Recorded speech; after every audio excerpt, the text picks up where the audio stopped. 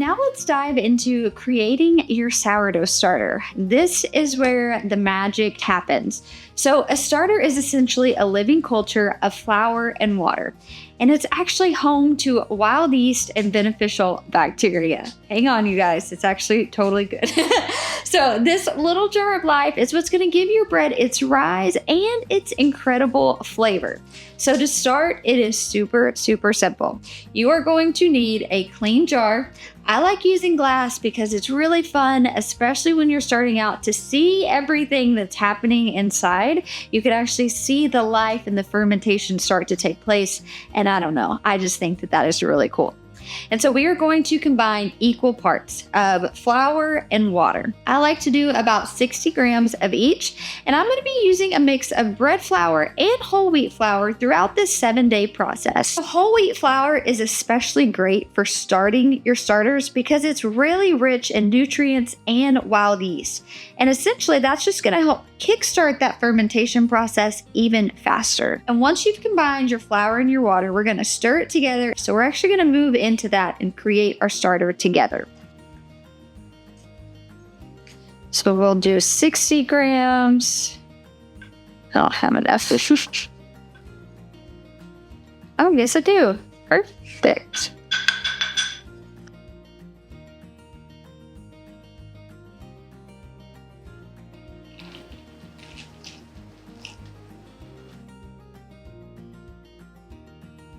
All right, so once you have combined your flour and your water, give it a good stir. You do want to make sure that there is no flour that's not incorporated. So make sure you get it nice and incorporated. I am using my fancy little sourdough spatula, but you guys, you can use a butter knife, you can use a spoon, use whatever you have available to you. So once you go ahead and you have incorporated it, I actually have a little bit of flour that's not incorporated. So I'm going to go ahead and just go off of what I am seeing. And my sourdough is telling me it needs a little more water. So I'm just going to give a little bit of splash. Once you've been creating with sourdough, you will really just start to go off of the cues that your dough and the consistency is telling you, and just kind of use recipes as guidelines, but not mandatory things you have to do. So now we're going to combine equal parts of flour and water. I'm doing about 60 grams of flour, and you're also going to do 60 grams of water. Just know it's a 1-to-1 ratio. So whatever you do with one, you need to do the equal amount to the other. That means if you happen to go over and say maybe accidentally you poured too much water and you have 70 grams of water, that's fine. Just add 70 grams of flour. It's really hard to mess this part up. Just remember it's a 1-to-1 ratio, and eventually when you get started into the discarding and refeeding, it's a 1-to-1-to-1. What that means is you're going to need to have the same amount of discard as you are adding flour and water. So you would start with about 60 grams of starter. You would feed it 60 grams to 60 grams. So that's just something helpful. You'll see this a lot in recipes surfacing the sourdough world. Just know it's a 1-to-1 ratio most of the time. So now that we've combined our flour and our water, it is like a really thick, sticky paste. This is exactly what you want it to look like, so don't worry. But over the course of the next few days, this consistency is going to change drastically. So now what you're going to do is cover it with a cloth. Maybe you are putting a lid on it. Whatever you have to put on it, just be mindful if you are putting some sort of lid. So I started this in a mason jar. Do not screw the lid on. You're just going to rest the lid on top because it is going to need oxygen. I am going to just put a cloth over mine and stick it on the counter, and then we're going to repeat this process through day 1, 2, and 3.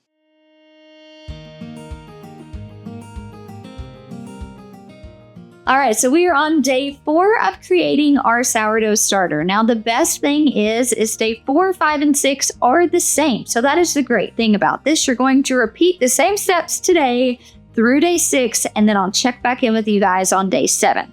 So let's take a look here. Much like day 1 through 3, we are going to discard and refeed. Now, what's different about today is we have been feeding whole wheat flour. I told you guys this is really going to kind of fast track that fermentation process.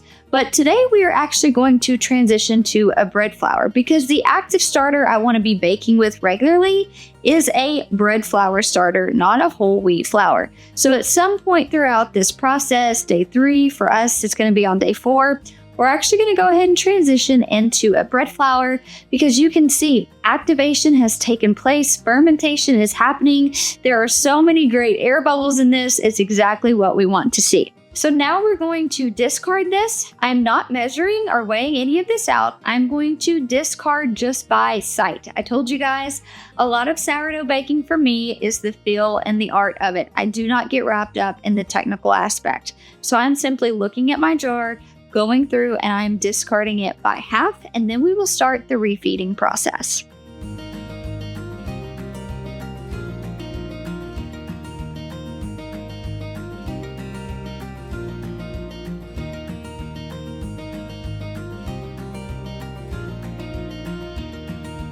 So now we're going to add 60 grams of filtered water. Also, just note, if you go a little over on 1, the great thing is these are all 1-1-1 ratios. So whatever you have of starter, you're going to do equal parts of flour and water. So if you go over on one of those, just add equal parts of the other component, whether that's the water or the flour. That way you have that 1-to-1 ratio. So once I've added the 60 grams of water, then we're going to grab some bread flour and we're going to add 60 grams.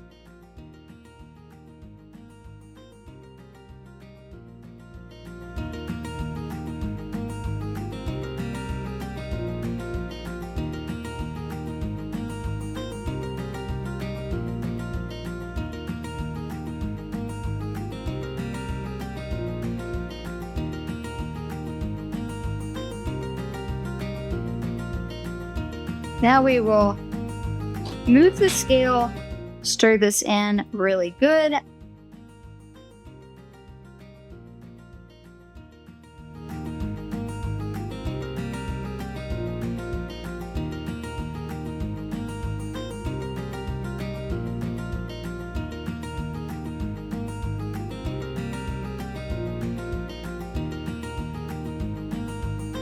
So you can see here, I'm just giving it a nice stir, making sure all of that flour is nice and incorporated.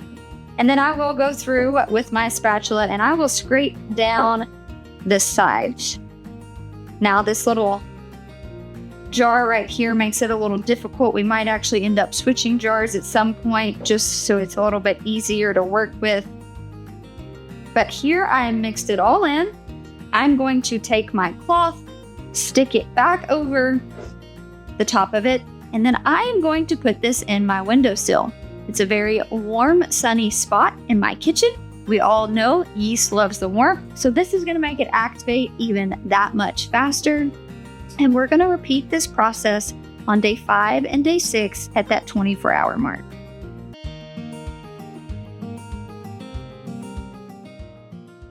Well, you have officially made it to day 7, and by now you should see plenty of bubbles.